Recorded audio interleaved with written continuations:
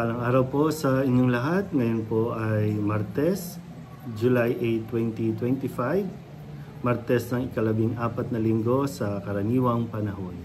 Ang ating unang pagbasa at pagninilay sa araw na ito ay hinango mula sa aklat ng Genesis, chapter 32, verses 22 to 32. Noong mga araw na iyon, gumising ng gabi ring yaon si Jacob at itinawid sa ilog Habok ang dalawa niyang asawa, 11 anak at 2 aliping babae. Pagkatapos, itinawid ang lahat niyang ari-arian at mag-isang nagbalik sa kabila. Doon nakipagbuno sa kanya ang isang lalaki hanggang magbubukang liwayway. Nang maramdaman ng lalaki na hindi niya magagapi si Jacob, pinalo niya ito sa balakang at ito'y nalinsad. Sinabi ng lalaki, "Bitiwan mo na ako at magbubukang liwayway na. Hindi kita bibitawan hanggat hindi mo ako binibindisyonan." Wika ni Jacob. Tinanong ng lalaki kung sino siya at sinabi niyang siya'y si Jacob. Sinabi sa kanya ng lalaki, "Mula ngayon, Israel na ang itatawag sa iyo, hindi na Jacob, sapagkat nakipaglaban ka sa Diyos at sa mga tao at ikaw ay nagtagumpay." "Ano pong pangalan ninyo?" tanong ni Jacob.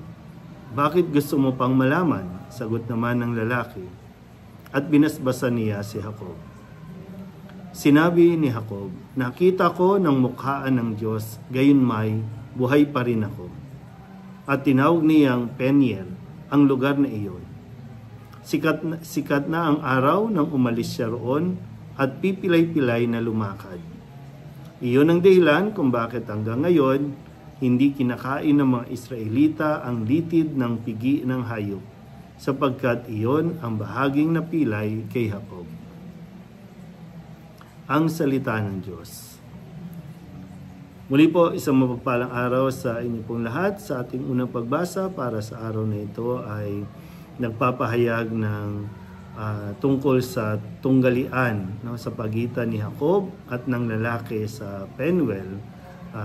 Dito po ay nanalo si Jacob hanggang sa siya po ay pinalo sa kanyang balakang at siya ay nahirapan na o nalinsad.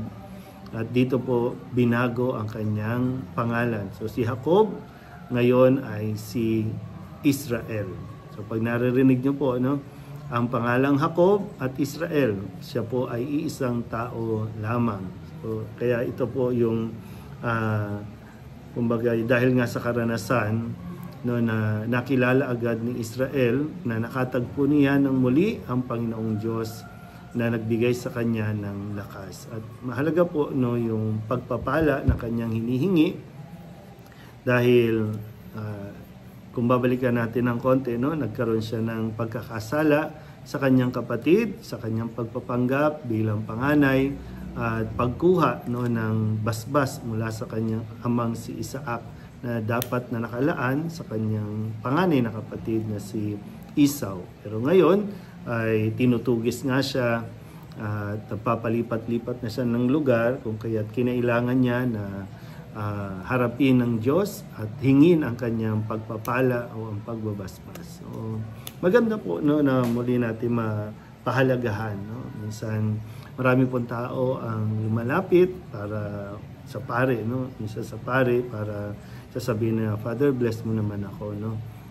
Dahil naniniwala nga tayo na bawat isa sa atin ay binigyan din ng kaloob ng biyaya ng Espiritu para pagpalain din ng bawat isa sa ngalan ng ating Panginoon. At ito yung paalala sa atin sa araw na ito. Huwag tayong mahiya na humingi ng pagbabasbas. Huwag din natin baliwalain ang basbas na binibigay sa atin, lalo na kapag dumadalo tayo sa misa, kapag may nakakatagpo tayong mga relihiyoso, mga pare. Huwag tayong mahiya na humingi ng blessing. Dahil ito naman ay nanggagaling sa Diyos.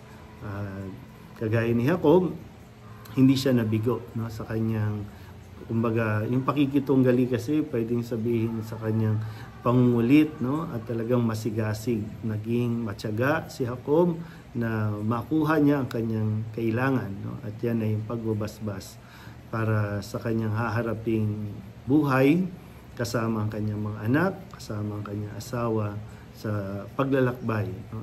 Tungo sa pagtupad at katuparan ng pangako ng Diyos sa kanya. Muli po, isang mapagpalang araw sa inyo po.